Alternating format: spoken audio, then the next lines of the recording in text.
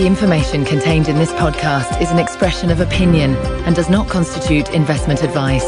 This is the Gold Money Podcast with Alistair McLeod, keeping you up to date with expert opinion on precious metals and the markets.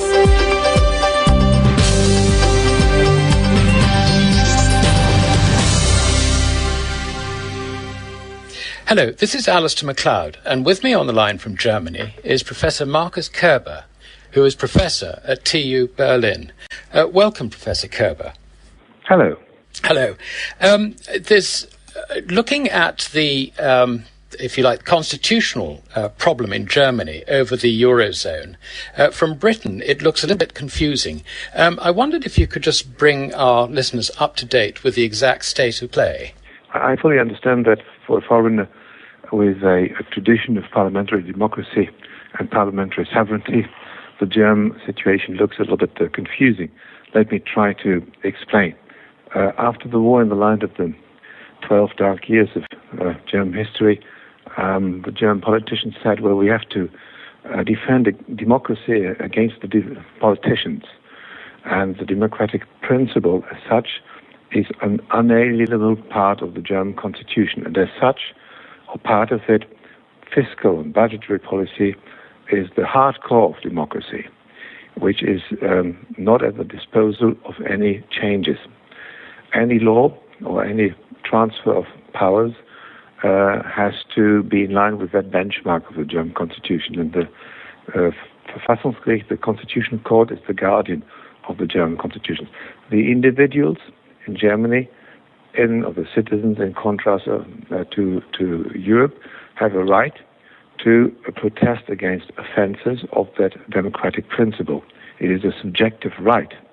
So inasmuch as Germany transfers powers to an international organization, in this case to the European Community or to the so-called European Stability Mechanism, the citizens may protest and say and may argue, and this is what they do and this is what I do. Not only this costs a lot of money and Germany will be exposed to an enormous loss of money, but finally there will be an enormous financial burden, and that financial burden will squeeze out, factually at least, the democratic right of participation in the democratic debate on democracy. So the Constitutional Court has made two prerequisites. First of all, that for any bailout and for any transfer of powers of the German parliament in a qualified way must be heard. They have to give their consent. And secondly, that whatever transfer takes place, it must not lead to an unsustainable burden for public finance in Germany. Right. That I think that's quite clear. It seems to me that this goes back to the Growth and Stability Pact, which, if I think I've got this right, said that no country can run a budget deficit of more than 3% or a level of government debt in excess of 60% of GDP. Yet, virtually all the governments concerned, well, certainly all the governments that are looking for bailouts are well in excess of those two provisions. But putting that provision into a treaty, I would have thought means that there is only one way that the Constitutional Court can really rule on this, because the bailouts they must be against the treaty, the provisions of the treaty, or have I got that wrong? Well, no, I'm sure you're right, and I cannot consent more that the bailouts are a violation of the letter and the spirit of Article 125, which says that there is an interdiction of bailouts, or the so-called no bailout clause, that every country is liable for its own sovereign debts. And what is more important than the letter is the spirit. No bilateral agreement may alter or change or even modify that no bailout clause, because the no bailout clause has tried to be, that was the prerequisite of German consent, Dutch consent, of Finnish consent to the European Monetary Union, by saying whatever happens, there will not be a bailout. Every country remains exposed to market discipline, which apparently is no longer the case. So far you've got things completely right. As far as the Stability and Growth Pact is concerned, this has now been perpetuated into what they call a fiscal compact, which has modified the Growth and Stability Pact insofar as that, contrary to the Stability and Growth Pact and to Article 126 of the European Treaty, the European Court of Justice may be an actor, a player in that field, and may not only examine but even impose sanctions on a country. May even impose sanctions on a state, the fiscal behavior of which is unbalanced. This is an innovation. That treaty is a normal international treaty consented by 25 out of 27 members of the European Union. It's not a modification of the treaty, and this is why we have so great legal problems with that.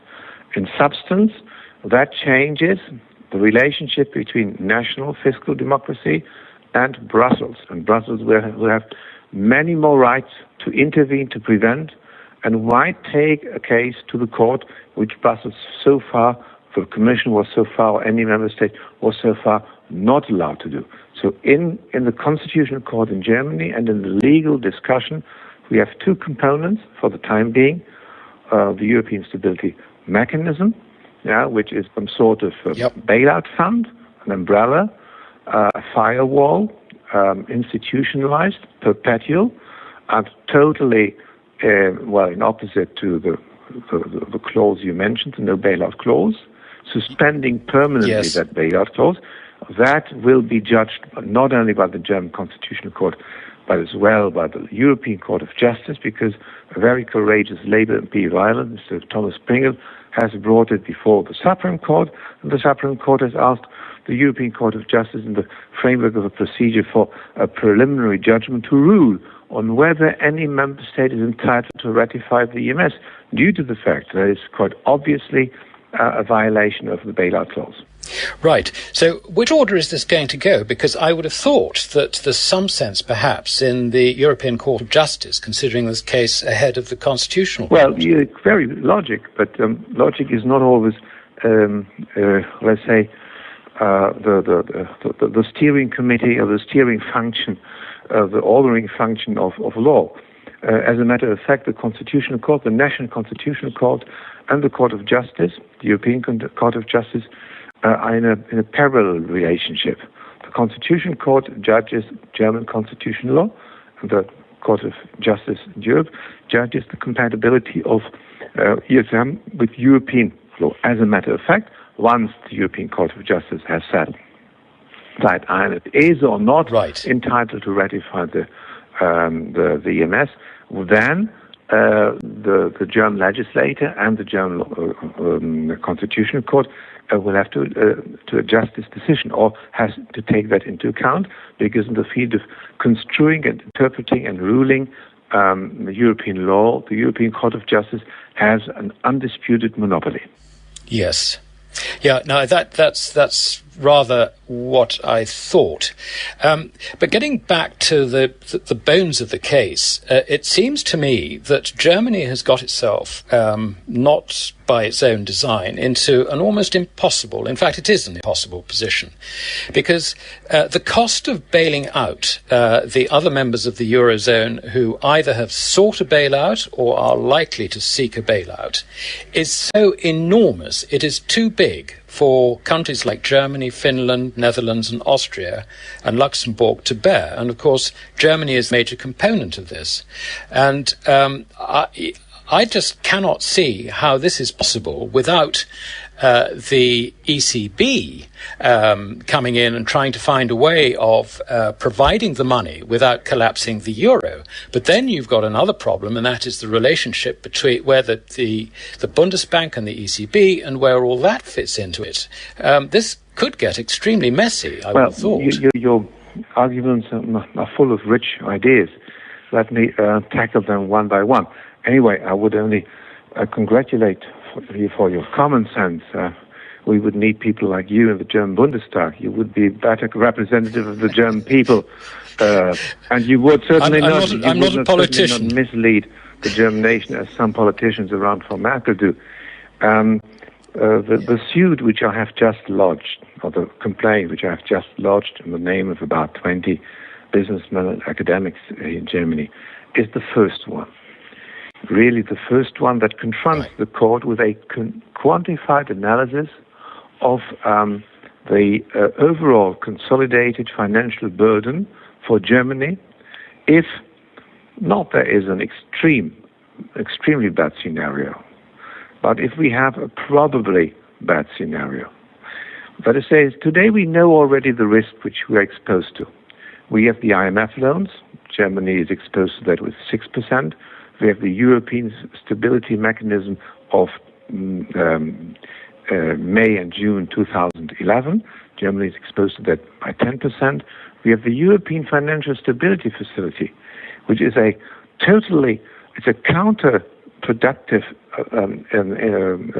incentive, because the one who gets a bailout, such as Greece, Portugal, and Ireland, they opt out. They are automatically out of any liability. So there is an incentive to be bailed out, because then you have solved two problems at one stroke. You're no longer liable and you get a lot of money.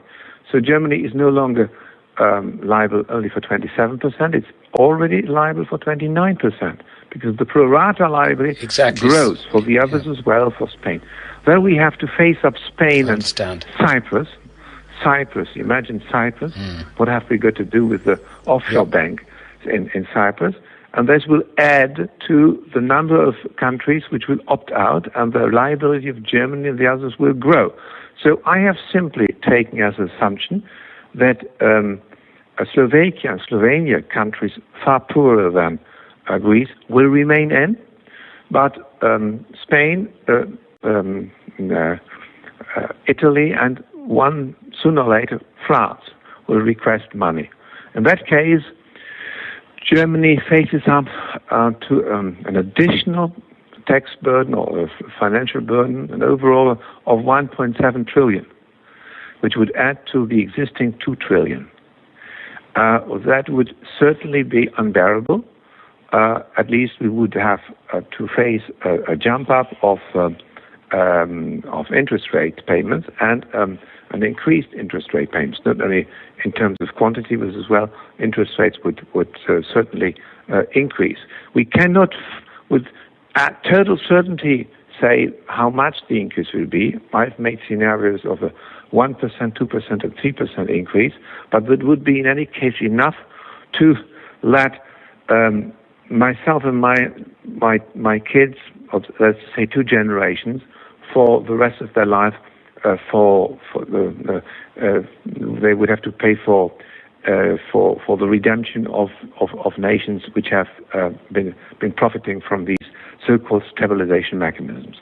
So we have really come to a point where German fiscal democracy, Dutch fiscal democracy, Finnish fiscal democracy, not to forget about Austrian fiscal democracy, and perhaps Luxembourg fiscal democracy is squeezed out. Yes, this is. There is another aspect of this which I just want a little clarification on. You've put in you've quantified the amount of the burden of debt that Germany is likely to face under reasonable circumstances. Possibly face, yeah. But this is it's a dynamic situation where which is deteriorating all the time, and the deterioration can be measured by the week virtually. So my question really is, does the Constitutional Court, in considering its judgment, look forward as well as just, if you like, pronouncing on the evidence that is put before it? Don't expect too much of a law court, particularly not of a constitutional law court. Constitutional law court is composed of academics, former professors of public law. They have many qualities, but not the quality of being familiar with the dynamics of financial public finance. That's why I confront them with a calculation, saying that, whatever happens, you should not be able to tell for the aftermath. Well, we did not know, because the other complainants, all of them are, or most of them are, either lawyers or as well professors of public law, don't like the calculations I like the calculations. Nothing is self-explanatory as in numbers, figures. And even if one contests my figures, I made that demonstration, and I made that demonstration to confront the law court with a dimension of risk exposure. In the preceding case in September 2011, the Constitutional Court judged that a risk exposure of 170 billion does not lead to an unbearable financial burden. Well, and that they set aside the question: what is the border? What is the front line of sustainability for debt? Well, now we have 10 times more risk, according to me. Either they refute my numbers or they come to the conclusion, which is of all evidence, that no country which does not want to give up its fiscal sovereignty can accept such a risk exposure. Yeah, absolutely. Okay, now I understand that. Now this is sound reasoning. This is even a child can understand that. Well, even I can understand it. So, no, you're absolutely right. I think it's absolutely clear, and thank you very much for making that clear to us. If we think ahead a little bit, and after the September ruling, let us say that the Constitutional Court rules in your favour. What then happens, do you think, in the eurozone? Because this is a real spanner in the works. A ruling in my favour would imply that the law court, the constitutional law court, first of all, hands over the case to the European law court and says, is the fiscal compact and is the ESM compatible with European law? We strongly argue it is not. Mr. Pringle in the Irish case does the same. He only attacks the ESM. We attack as well the fiscal compact because we don't see formally how the agreement of 25 nations out of 27 by a merely international treaty can change the European treaty. To change the European treaty, you need a modification or a revision procedure foreseen in the treaties. And they have not abided by that principle. On the contrary, they have made an agreement. You cannot change the treaty, authorizing the law court to do something what the treaty does not allow so far. And for the ESM, I said the same. So the first courageous step I expect the Constitutional Court to do is to say, well, this is European law. This is not my competence. I have to ask the European Law Court. No constitutional law, no Supreme Court is extremely adamant to do so, because they get an answer back from the European Law Court and they can no longer dispute that answer, and they have to integrate that legal answer into their judgment, into their verdict. So this is the first thing. The second thing, if ever the Constitutional Court says what, quite honestly, I hope, but I do not politically expect it, the President of the Republic can, for the time being, is not allowed to sign that law, so it doesn't become valid. Then German party politics has a problem, because although the European Financial Stability Facility is still valid and goes on till June or July next year, well, there is a money problem, because Spain and Cyprus and Italy and perhaps France, they already queue up. So Germany's credibility, politically speaking, will suffer from that. So we will be in a legal mess and quite certainly in a political mess. And I could very well imagine that the law court says, well, honestly, too much is too much. That goes beyond what we can give clearance for. But if the German people want that, then ask the German people and go ahead with a referendum. And the political wisdom of the tactics of the very weird Chancellor, Frau Merkel, will perhaps teach her, to go for a referendum quickly, even before the euro comes tumbling down. Because if she waits for the next general elections, I'm quite sure that the situation will have changed, and even those who are not authorized to vote, the children would have understood that the story of the euro is over. Yes, it's bringing out things, perhaps, which politicians would rather the electorate not consider. But all this is just going to add not only complexity, but also time in trying to find some sort of resolution in the sense of keeping the eurozone together. Not only of keeping the eurozone together, but in keeping your pocket money together, because many investors with great legitimacy ask themselves the question, what is my strategy? How do I manage my assets? This is Exactly. a dramatic situation, and it lays bare that nobody is so powerful for the expropriation of citizens than the state by conducting a wrong fiscal and monetary policy. Let's take a look at the ECB. What ECB does comes very close to what I would call monetary crime or dismenine. Yes. Misdemeanor, absolutely. You make an interesting point about people's monetary interests in this. We're already seeing some reports, I don't know whether they're true, of major corporations like Shell, and I think I saw AIG the other day, either withholding investment from the eurozone area or indeed repatriating what money they can from that area, because they obviously take the view that this is something which cannot be solved within a time frame which allows such problems to be solved. And this, I would have thought, is an enormous worry to the German politicians. That is certainly an enormous problem, but politicians only exceptionally understand the complexity of monetary problems and the complexity of, let's say, treasurers within international corporations. I think we need the contrary of what is called a breakup, because even the gossip about a breakup stirs up the markets and leads to movements of capital such as the ones you've just mentioned. Because what happened in Greece, with a lot of Greek capital moving out and bringing the euro accounts to safe haven banks, could as well happen to all the eurozone if Germany does not use its leadership or doesn't reinvent its leadership. So that is why I've proposed a plan for an evolutionary dismantling of the eurozone. I would like to bring the debate to an end, whether the euro is the utmost of all, so to say, the religious, metaphysical aim of European policy, or whether it's the invention of the devil. I'm a pragmatic. I say let's leave it at that.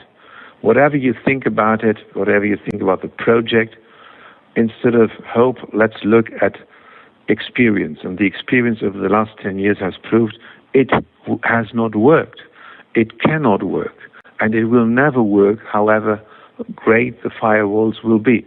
So let's come to an end.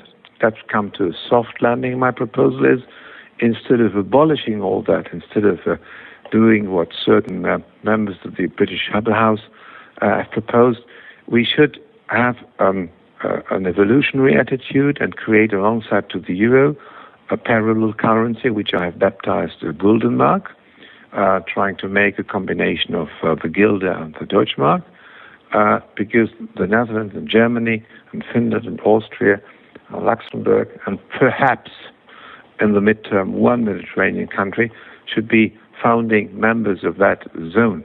And they should keep the euro parallelly as a legal tender, and then let citizens and the corporations choose. You can only avoid capital flight or exodus of capital if you enlarge the list of choices of options. And I want to enlarge that a list of options, of monetary options, giving alongside to euro, which will be a weak currency, a soft currency, if Mr. Draghi continues and Mr. Curé continues to manage the currency as they do. Let's give alongside to the euro the citizens and the corporations of the above-mentioned countries the option of a hard currency. And then we will keep all the euro debt and claims in euro denominated for the past, and for the future people are free to choose. Right. I have put this down into a book which is called Daring More Competition, More Monetary Competition, and I would be happy to send this to you if ever you're interested. I would be very interested. And can our listeners buy this through Yes, Amazon? Yes, they can buy this. This is a scientific publisher who's called Lucius and Lucius. But I will send you a flyer, and it is available at rates which are, I would say, called humane. It's written in an essay-like style.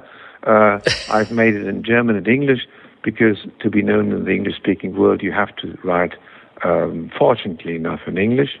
And I have kept another 50% for myself. And I pay tribute in that little booklet to an economist who's perhaps the most misunderstood and misinterpreted economist of our time, John Maynard Keynes, who, in his analysis of the Versailles peace treaty, taught us how the wrong handling of an economic matter, by politicians might lead to an outburst of political flames. And as we have had this 2 times in the 20th centuries, I think we should watch out that the euro, although apparently a failing economic project, should not become the source of political aggression and political confrontation.